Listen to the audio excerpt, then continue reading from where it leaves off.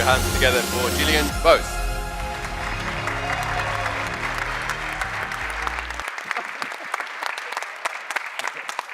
All right. This thing on? Hello? Okay. For those of you in the crowd that are from Blacktail and Dead Rabbit, earmuffs for the duration of my speech. I'm just kidding. Yes, my name is Jillian Vose. I'm the beverage director and partner at the Dead Rabbit Grocery and Grog. And I was tasked with with doing culture, balance, and inclusivity. How I got 3 subjects and everybody else got 1, I'm not sure, but we'll roll with it. A little bit about me. I've been in New York for a little over 9 years now. I've had the pleasure of working at some great bars, including Clipper Club. I saw Julie around here somewhere. Death & Co, Maison Premiere, and I've been at the Dead Rabbit now for close to 5 years. So it's an honor to be here at the world's 50 best bars celebrating their 10-year anniversary. So thank you for the Tuesday afternoon of hanging out with a lot of friends from around the globe. That's a picture. Oh, picture of me. Let's skip those. Okay. When we talk about culture, it could mean so many things. Today, because we only have 10 minutes, I'll definitely focus on bar culture and what that means to us at the Dead Rabbit. I think a lot of the topics that all of these fine folks and myself are talking about kind of all boil down to the staff. It's the people that work behind the bars, and it's how us as operators and managers create that culture and maintain it. And how do you go about that? We've been open, actually we turned six years old today at the Dead Rabbit, so happy birthday to us. Thank you. But it's definitely been, we're leaps and bounds ahead of where we were when we started. As far as systems, as far as our induction, as far as how we hire people.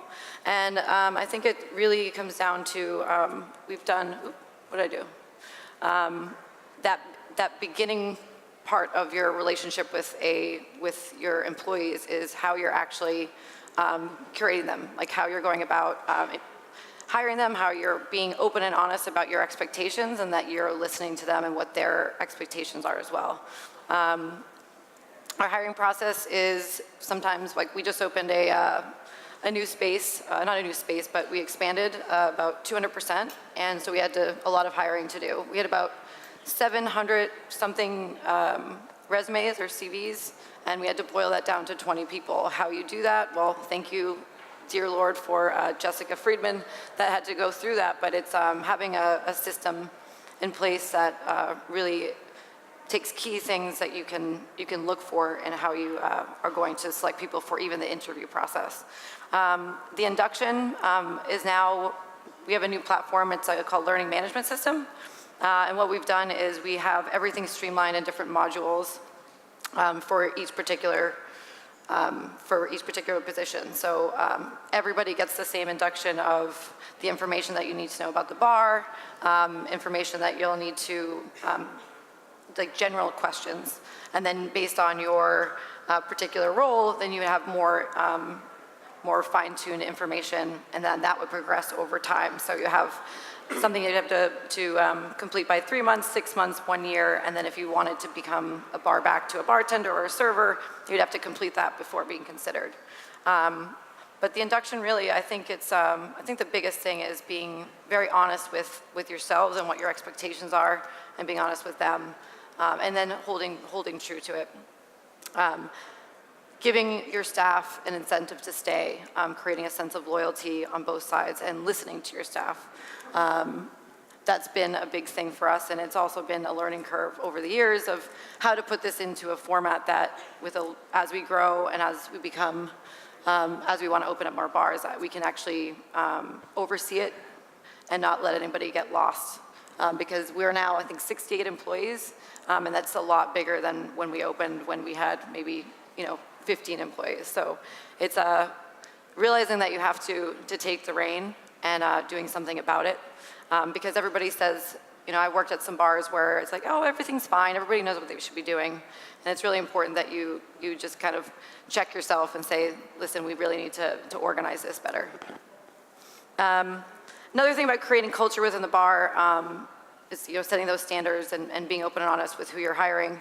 You have expectations is also being promoting within. I know that myself, if I was working my butt off somewhere and I was not giving opportunities to move up and to better myself and to learn more, I'd be pretty quick to go out the door. So really giving the incentive to grow and the incentive to move up or get other opportunities. Hi, Long. Then that would be unfortunate. For instance, Laura Torres was one of our servers at Dead Rabbit. Now she's the general manager at Blacktail.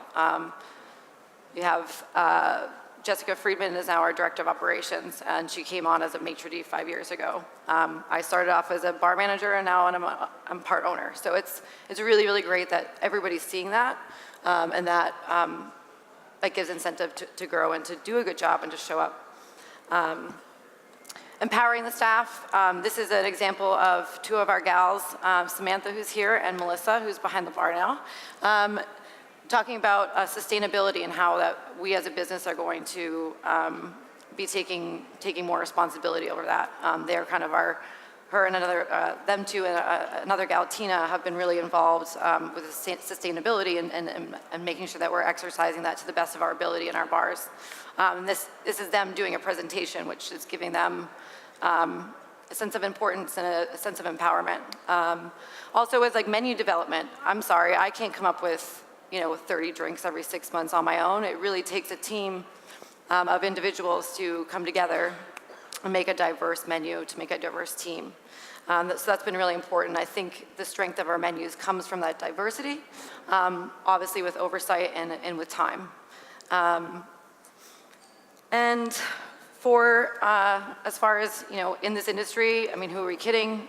Traveling is part of the deal these days, and as much as we don't like to admit it, Jack, Sean, and I can't go everywhere, and it's great that we get a lot of great opportunities for the rest of our staff to go and experience these wonderful, events such as these, or seminars and what have you. So those are all great things to create a great culture, we think, within our bar team, which then I really truly believe then bounces onto the guest experience because you have a happy and healthy staff.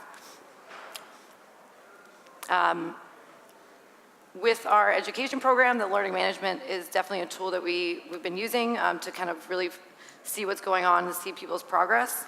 As far as with the education, we have a director of education, I work very closely with him, figuring out what we're going to do, when we're going to do it, and what the topics will be, and having that be balanced in the sense that we're not going to do agave one month and then fortified wines the next, that we're every third one we're doing something that's a little more personal. So we've done oysters, we're going to be doing a coffee education course, we've done personal finance, we've done CPR. So it's really keeping it interesting and exciting, and that it's not always pertaining to just spirits, because we are human and we don't just like to work.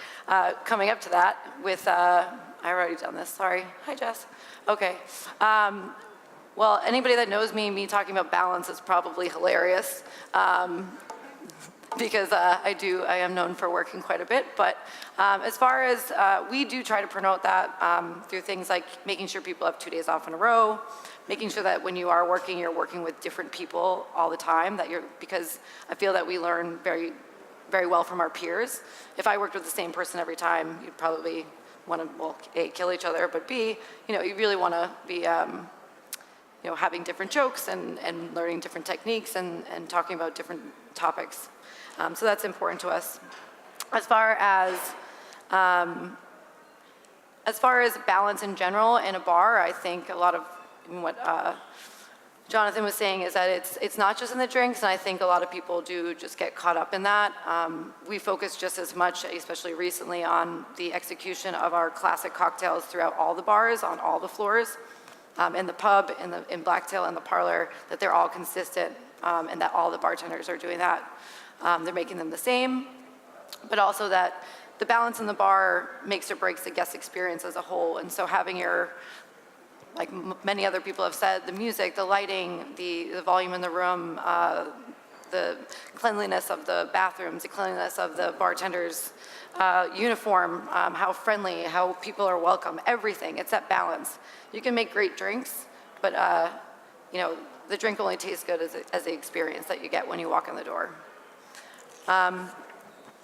And as far as the inclusivity part, I think it comes back again to the team, and that's building a well-balanced team. We tend to have a lot of females on our staff, but it just ends up that way.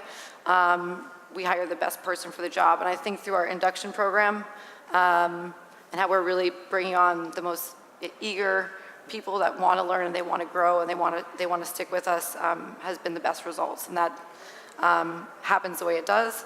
But it's really about the personality, the drive, and giving the team the right tools to succeed, and everything else naturally kind of happens as long as they trust you and you give them the right tools. So I think that's my time. So I will leave you with that. But go team. It's all about the staff. So thank you. Cheers.